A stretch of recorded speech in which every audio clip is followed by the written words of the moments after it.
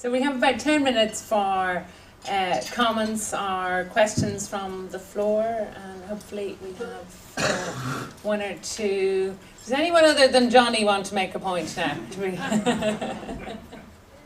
Okay, no, we'll let Johnny go for then in the absence of other. No, just there was a mention of it was OT or occupational therapy around physio. The lady was saying regarding 36 hours, and most people with disabilities are so lucky in terms of the HSE of getting physio that nobody wants to admit that it's down to resources, and there is people out there with disabilities suffering. If they go privately, it's €55 in Dublin. That's if you have the money or savings. And not alone that, if they're not paying it, somebody else is, St Vincent de Paul, or they're getting whoever. And I'm just wondering, is that a private physio service? Thanks. Okay, good point, Johnny. And I think it's pointed at Jacinta, and maybe you can talk us through how you went about or how that happened to get the increase in hours. But the point you make is valid, true, not just for people with disabilities, but for anyone in the population who needs access to any of those therapies.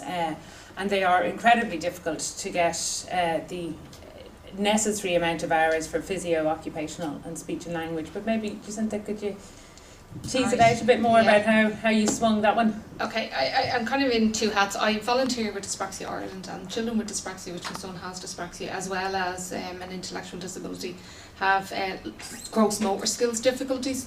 So a lot of the difficulties would be problems with brushing their teeth, getting dressed, feeding themselves using a knife and a fork, writing. Some of them can write, some of them can't write. So we know that they need occupational therapy service, but there's like a 2-year waiting list, and when you get on the waiting list, you're handed like a lot of handouts, and you're supposed to go away with, as I said, you plan to go to America, but you end up in Africa, you don't know the language, you don't know how to do it, you don't know why they need it, but you're told they need it.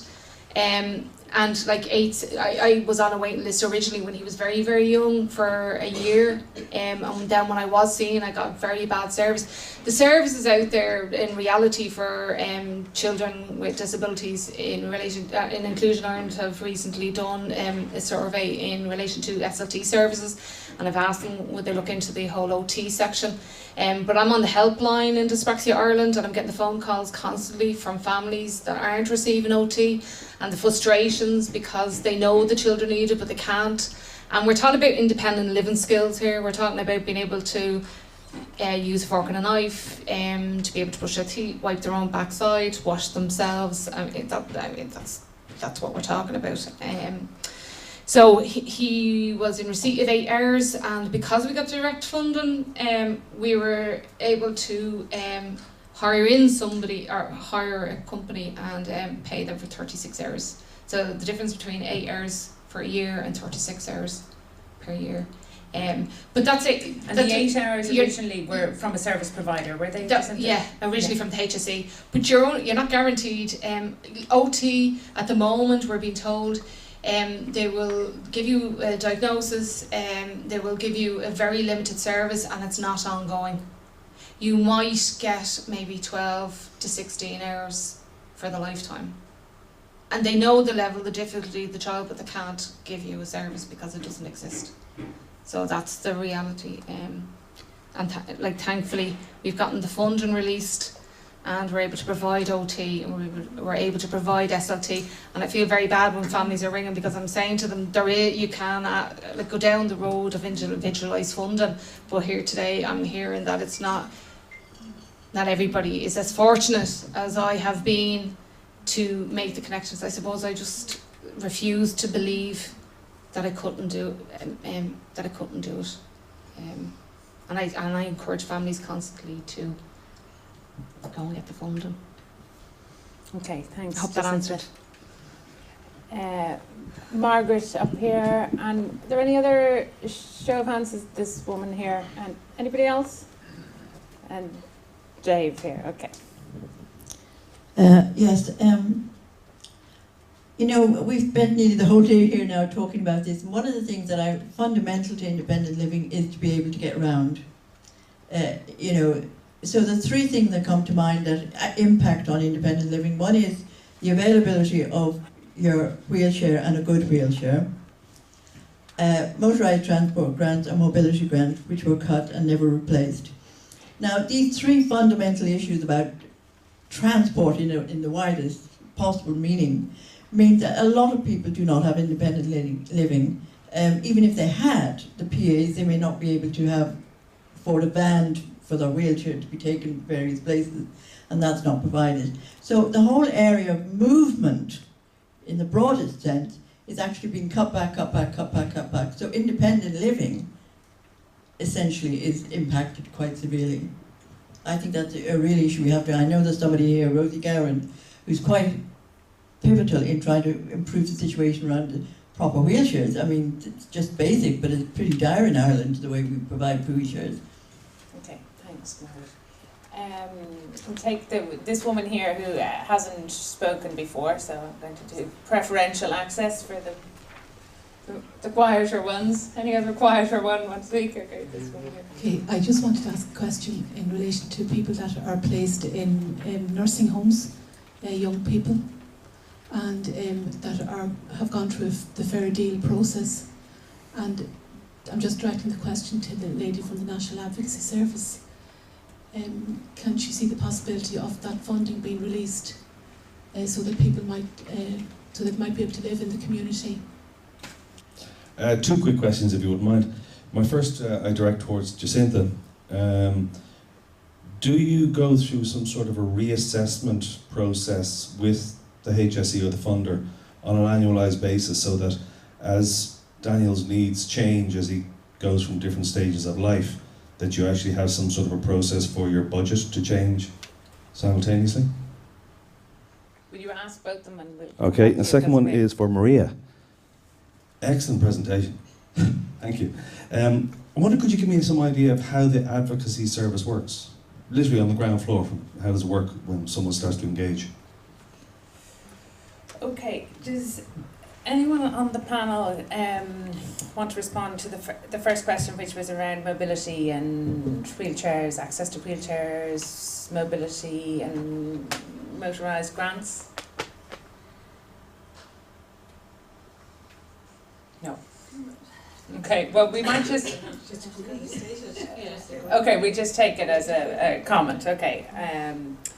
And then the next, there was some questions specific for Jacinta and for Maria, so I don't know, Maria, do you want to go first in relation to both the fair deal and just practically, I guess, how do people access the services? Is that what you're looking for, or how does it work? And then once you are accessing, how do you work with us? Do you go? What do you do for them, do you basically? go with the family or the individual to the HSE to discuss, or? Yeah.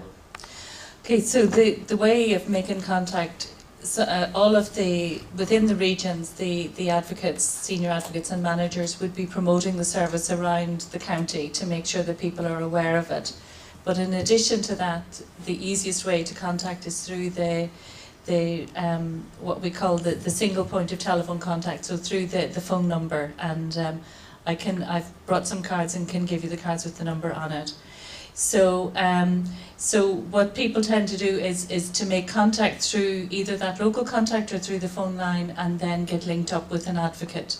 And the initial part is exploring what is the issue, and is there an advocacy issue there, and what is it, and how might the advocate support the person in following up on that, and that can vary. So if I take the example from the back and maybe marry the two together, there are a number of situations where either an individual themselves or their family members might have contacted in relation to somebody who is inappropriately placed within a nursing home, and maybe on a package of deal, or may have been placed in some other way. So they would make contact with the person, get to know them, get to know their issues, and then start working with them to see what are the avenues in order to create the change. And that can vary, be it some issues are very straightforward. If it's a housing application or a piece like that, but other issues are much more complex and involve supporting the person to represent themselves at meetings or doing whatever actions are required in relation to that. So, so the advocate would be party to helping people write letters or acting on their behalf if that's agreed or required, as well as then supporting them in one-to-one contact. So there's a period of clarifying what the question is and then clarifying how they can work together to address that. Does that answer okay? Yeah. Okay. Great, thanks Maria. And Jacinta, annualised assessments. My arse is what I would think, but anyway, that's, that's the answer. At the moment, I guess. At the moment, it's early days. Yeah, it will change. At the moment, what I do is I get direct funding into my bank account from AT, and I hire the SLT and I hire the OT, and then I keep all receipts and I send it back into AT, and it's managed that way.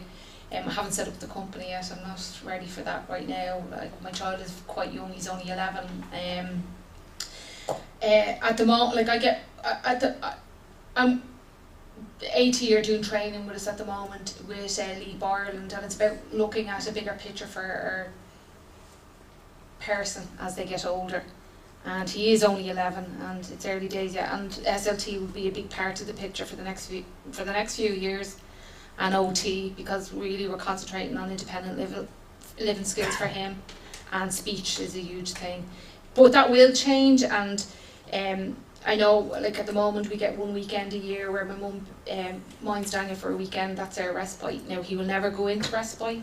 He will always be in his own home, but I have to look at alternative ways of, as mum gets older, what can I do? So I suppose money will be used more for personal assistance. And he wants to drive. We're looking at that. Like I said, he's only 11. He wants to play football 5 days a week. But the FAI only have football for all 1 day a week. So we're looking at in our own community. We always seem to be driving to other communities. Like I'm basically his taxi driver at the moment. I want to be able to pull back because I have a grandchild now and I have a son, and I very much want to be a part of his life. And for me to do that, I need to look at other strategies to bring in others with the 11-year-old. So I suppose funding will be directed for that in the future. We'll see. Okay. Hope that answered your Is question. there sort of a channel open for you to go to them to say his needs have changed, we need to change the budget? I'm under the understanding that that's yeah, but I'm not directly working with the disability manager. I'm working with AT. So the information coming from them, maybe Martin would be the best person to ask that question. Yeah, and maybe you can touch base after, if that's okay, because we need to keep going, if that's okay. So we're going to, unless anybody up at the top table has anything else they'd like to say.